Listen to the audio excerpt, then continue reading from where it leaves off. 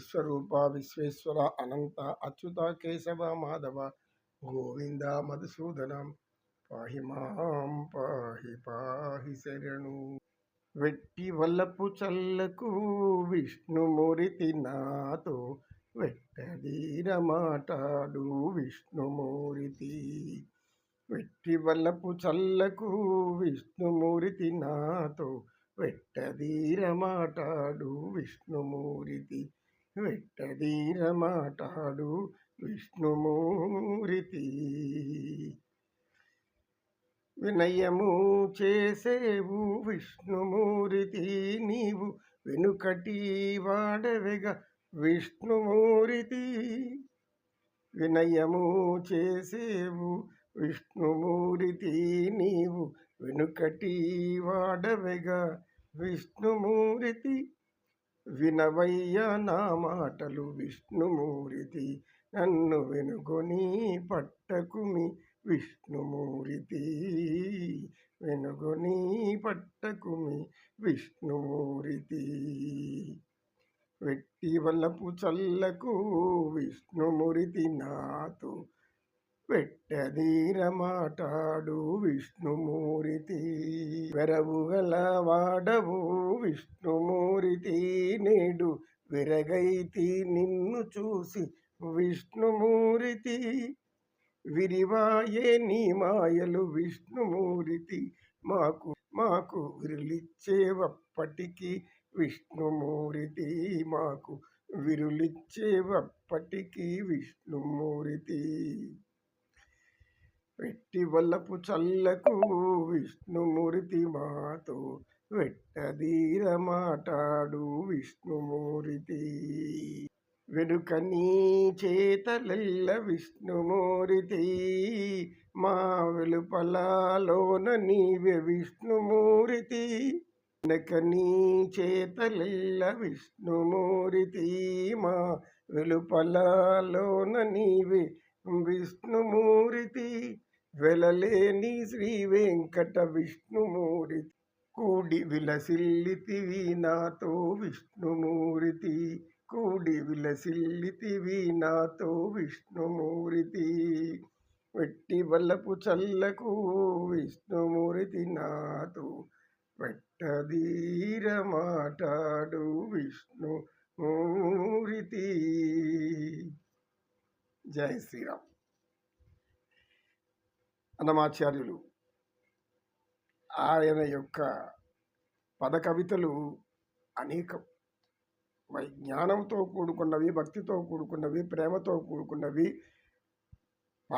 అన్ని విధాల శ్రీ పరమాత్మ శ్రీ వెంకటేశ్వర స్వామిని తన వశం చేసుకున్నటువంటి వాడు అన్నమయ్య.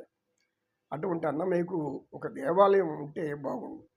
అన్నమయ్య చేత ఎవరెవరు ఆయన సంగీతంలో కీర్తనలు పాడి లక్షలు వేలు సంపాదిస్తున్నారో వీళ్ళందరూ కూడా అనుకొని ఒక చిన్న తిరుపతిలో ఆయన ఆలయం కడితే ఎంతో పుణ్యం.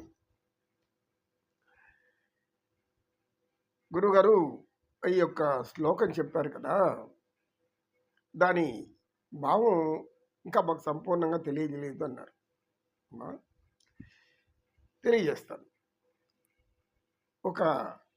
ఒకప్పుడు ఒక గ్రామంలో ఒక రైతు ఉండేవాడు. ఆ రైతు ఆ రోజులు నాటకాలు వేసేవాడు, వీధి నాటకాలు వేసేవాడు. ఈ వీధి నాటకాలు వేస్తున్నప్పుడు తన కొడుకుని, ఒక 8 ఏళ్ళు కుమారుడు, వాడిని తీసుకొని నాటకాన్ని పోయాడు. ఆయన భార్య, కొడుకు ముగ్గురు పోయాడు. ఆ నాటకంలో శ్రీకృష్ణ అవతారం అనే నాటకం. అది శ్రీకృష్ణ అవతారం, భక్తిరసపూర్ణమైనది. ఈ నాటకానికి పోయాడు. పోతే శ్రీకృష్ణుడు జైల్లో జన్మించారు. ఆయన పరమాత్మ జైలులో జన్మించారు. అప్పుడు చిన్న బిడ్డ వసుదేవుడు ఇద్దరు ఉన్నారు జైల్లో. అక్కడ కమ్ములు కట్టేసి ఆ డ్రామాలో జైల్లో ఉండి ఆ బిడ్డను చూపించారు. ఆ తర్వాత ఏమైందంటే ఆయన్ని వసుదేవుడు తీసుకెళ్ళి యశోద పక్కన పడుకోబెట్టాడు. అప్పుడు కొంచెం పెద్ద బాలుడైనాడు. తర్వాత మెల్లిమెల్లిగా ఆయన పెద్దదవుతూ వస్తున్నాడు. అయితే చిన్న బాలుడుగా ఉన్నప్పుడు ఆ బాలుడి తర్వాత ఆ వ్యక్తి లేదా, ఆ బాలుడు అక్కడ లేడు. అతని బదులు ఇంకొక వ్యక్తిని పెట్టారు. ఎందుకు? కొంచెం పెద్ద కృష్ణుడు అయ్యాడు కాబట్టి. ఆ తర్వాత ఇంకొంచెం పెద్దదే నీళ్ళు చూపిస్తా అంటే ఒక పెద్ద కృష్ణుడిని పెట్టారు. అంటే ఆ అబ్బాయి లేడు ఇప్పుడు అక్కడ.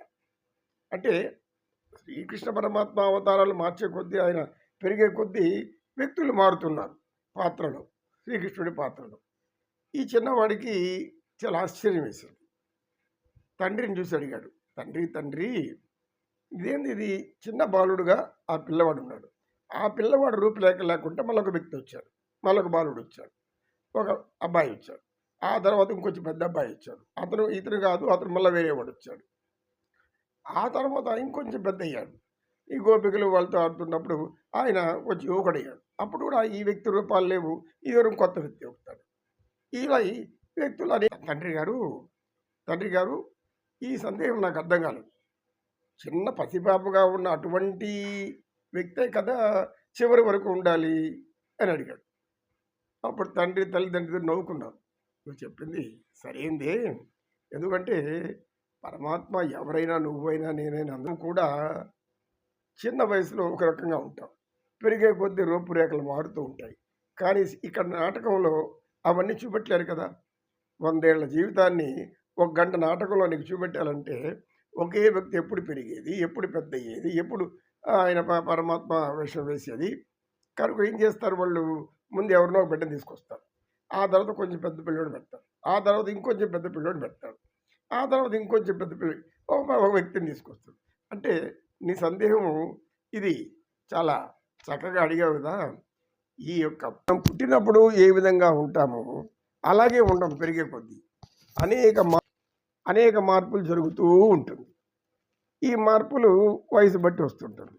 అది చూపెట్టడానికి వాళ్ళు 1 గంట నాటకంలో ఇలా చూపెట్టారు. ఇప్పుడు నువ్వు చిన్నప్పుడు ఇలాగే ఉన్నావు, ఇప్పుడు పెద్ద అయ్యావు, అప్పుడు రూపం నీలో లేదు, కొంచెం మారింది, వ్యక్తి నువ్వే కాదు కొద్దిగా మారింది అని తల్లిదండ్రులు నచ్చ చెప్పారు. అప్పటికి ఆ అబ్బాయికి అర్థం కాలేదు, ఎందుకు 8 ఏళ్ల వయసు అంటే నేను కూడా అలా మారిపోతూ వస్తానా, వేరే వాళ్ళు నా బదులు వేరే వాళ్ళు వస్తారా అన్నాడు. ఒరే నాయనా బాబు, అది నాటకం, ఇది జీవితం. జీవితంలో నువ్వే ఉంటావు, నువ్వే పెరుగుతావు, మా అంతవరకు ఇస్తావు, ఆ తర్వాత ఇంకా పెద్ద పెద్ద అయినాక మీ తాత ఉన్నారు, ఆ రూపంలోకి వెళ్తావు, ఇలా వస్తారు, మారుతూ ఉంటుంది. కాబట్టి ఇదే విధంగా తల్లిదండ్రులు ఆ అబ్బాయికి చెప్పింది ఏ విధంగా చెప్పారంటే, ఆ విధంగా దేహినోస్మిన్ యదా దేహి కౌమారం యవ్వనం జర తదా దేహాంతర ప్రాప్తి ధీరస్తత్ర ముహ్యతి. ధీరులు అనేవారు ఎటువంటి దానికి విచారం చెందరు. ధీరులు అంటే ఎవరు? జ్ఞానులు. జ్ఞానులు ఎందుకు వైరాగ్యం చెందేది? ఎందుకు దేనికి భయపడరు, దేనికి బాధపడరు, దేన్ని కూడా తక్కువగా చూడరు. వయసు ఎక్కితే ముసలితనం వస్తుంది, ముసలితనం వచ్చినాక ముసలి వయసు వస్తుంది, ఆ తర్వాత ఈ శరీరాన్ని వదిలిపెట్టేసి ఈ శరీరం అప్పటికి శిథిలమైపోయే స్థితికి వస్తుంది. శిథిలమైపోయే స్థితిలో ఈ శరీరాన్ని ఇంకా బంధువులందరూ కూడా బాధాకరమైపోతుంది వాళ్ళకి. ఎందుకు భరించడం? మంచాన పడి అనేక రోగాలతో పీక్కొని ఈ విధంగా బాధలు పడుతూ పోతూ ఉంటే వాళ్ళకు కూడా ఏమనిపిస్తుంది?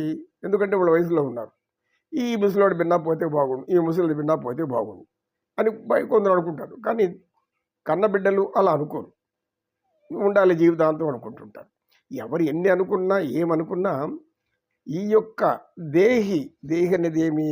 ఈ శరీరాన్ని నడిపిస్తూ, శరీరాన్ని చేత అన్ని పనులు చేయిస్తూ, ఈ జ్ఞానేంద్రియాలను దృష్టినంతా తీసుకొని వచ్చి ప్రపంచాన్ని తీసుకొని వచ్చి లోపల పడేస్తూ, దానికి స్పందిస్తున్నటువంటి మనసు, వింటున్న ఈ చెవులు అన్నిటినీ తీసుకొచ్చి మళ్ళీ అది భావ ఉద్రేకాల లోపల కలిగించో, లేక భావావేశాలు కల్పించో, లేక ప్రేమానుబంధాలు కనిపించో, ప్రేమానురాగాలు కల్పించో, ఇవన్నీ కూడా ఈ యొక్క ఇంద్రియాలు చేసే పనులు దానికి వయసుతో నిమిత్తం లేదు.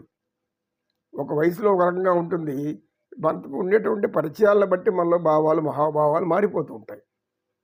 దుర్మార్గులుగానా మారచ్చు, మంచివాళ్ళుగానా మారచ్చు, సత్పురుషులుగానా మారచ్చు, లేదంటే జ్ఞానులుగా మారచ్చు, యోగులుగా మారచ్చు, ఇలా అనేక ఉన్నతమైనటువంటి వైద్య వృత్తులు కానీ, వైద్యులు కానీ, యొక్క న్యాయవేత్తలు కానీ, అదేవిధంగా గొప్ప గొప్ప పరిపాలకులు కానీ ఇలా ఉంటుంది.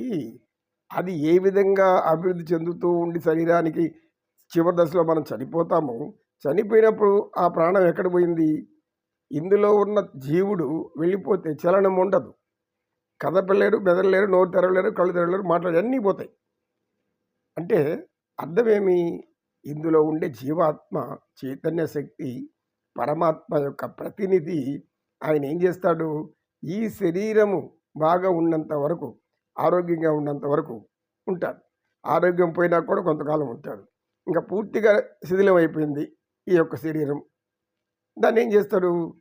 దాన్ని వదిలేసి వేరే దానికి వెళ్తాడు. వేరే దేహంలో ప్రవేశిస్తాడు. యవ్వనం మళ్ళీ బాల్యంలో ఉండే దాంట్లో ప్రవేశిస్తాడు. జీవుడు మనం ఏ విధంగా మాసిపోయిన దుస్తుల్ని బాగా చిరిగిపోయి పడితే ఏం చేస్తాం? దాన్ని వేసుకొని తిరగం. మాసిపోతేనే వాషింగ్ మిషన్లోనో దేంట్లోనే వేసి ఉతికి ఆరేస్తాం. బట్టలు బాగా ఉతికి ఆరేసుకొని మళ్ళీ బాగా చేస్తాం. కొంతకాలానికి అది పనికి రాకుండా పోతుంది. అప్పుడేం చేస్తాం మనం? అవన్నీ విసిరి పారేస్తాం. ఆ విధంగా ఈ శరీరాన్ని కూడా విసిరి పడవేసి ఇందులో ఉన్నటువంటి చైతన్య స్వరూపుడైనటువంటి ఆ జీవాత్మ పరమాత్మతో కలిసిపోతుంది. జీవాత్మ పరమాత్మ కలయికి యోగము. యోగము అంటే మన భౌతికంగా ఎన్నో చెప్పుకుంటాం. పదవి యోగము, వాహన యోగము, ఈ యోగము, ఆ యోగము, ఆ యోగం. కనుక ఆత్మ దాని పేరు, చైతన్య శక్తి పేరు ఆత్మ. ఈ ఆత్మ అనేది ప్రాణశక్తి. దానికి ఎటువంటి గుణాలు కానీ అంటవు. దానికి ఎటువంటి గుణాలు ఉండవు ఆత్మకి. దాని పనేమి? ఈ శరీరాన్ని నడిపిస్తూ ఉండడమే. ఇక మనస్సు అనేది ఉంది, బుద్ధి, అహం అనేది 3 ఉన్నాయి. ఇవి ఈ భౌతిక ప్రపంచంలో సంచరిస్తున్నంతసేపు ఆయన లోపలికి తీసుకుంటుంటాయి. వాటికి కావాల్సిన అనేక విధాలుగా ప్రతిచర్య జరుపుతారు. చర్యకు ప్రతిచర్య జరుపుతూ ఉంటాయి. ఇది సహజం. ఇది ఈ విధంగా అని సత్యనిష్ఠుడు శిష్యులకు తెలియజేసి, ఈ యొక్క శ్లోకాన్ని ఏం అర్థం చేసుకోవాలంటే, మనం ఏ విధంగా అయితే దుస్తులు మలినమైనవి విసర్జి కొత్త దుస్తులు ధరిస్తామో, చిరిగిపోయినవి, పాతబడిపోయినవి ఇవన్నిటిని కూడా ఎవరికంటే వాళ్ళు దానం చేయడము, లేకపోతే బయట పడేయడము చేస్తాము. ఇందులో ఉన్న జీవుడు కూడా దేహి, జీవుడు, చైతన్య శక్తి, ఆత్మ అనే పేర్లు పెట్టుకోవచ్చు. ఇది వెళ్ళిపోతుంది. ఎందుకు వెళ్ళిపోతుంది? మళ్ళీ కొత్తదాన్ని ఎత్తుక్కునేదానికి. ఏ విధంగా మనం కొత్తదనాన్ని ఎత్తుక్కుంటామో ఆ విధంగా కొత్తదనం ఈ యొక్క లోపల ఉన్న జీవుడు కూడా కావాలి. అది శాశ్వతమైంది. కనుక అది జీవరాశుల్లో ఉండే జీవస్వరూపాలు మారుకుంటూ వెళ్తుంది. అనేక జీవుల రూపం ధరిస్తూ ఉంటుంది. ఇది కర్మానుసారం అని మన కర్మ సిద్ధాంతం చెప్తుంది, భగవద్గీత చెప్తుంది. శ్రీకృష్ణ పరమాత్మ స్పష్టంగా అదే చెప్తారు. అర్జున, నువ్వు చనిపోయే వాళ్ళ గురించి బాధపడుతున్నావు, చనిపోబోతున్న వాళ్ళ గురించి బాధపడుతున్నావు, చనిపోయిన వారి గురించి కూడా బాధపడుతున్నావు. నీవు అంత అజ్ఞానివి. ఎందుకంటే చనిపోవడము, బ్రతికి ఉండడము, జీవించడము, పుట్టడము, పోవడం అనేది ఎవరి చేతుల్లో లేని పని. అది పరమాత్మ విధి అనుసారం జరుగుతూ ఉంటుంది. కనుక నువ్వు భయపడుతున్నావు దేనికి? నా బంధువులు చనిపోతారు అని.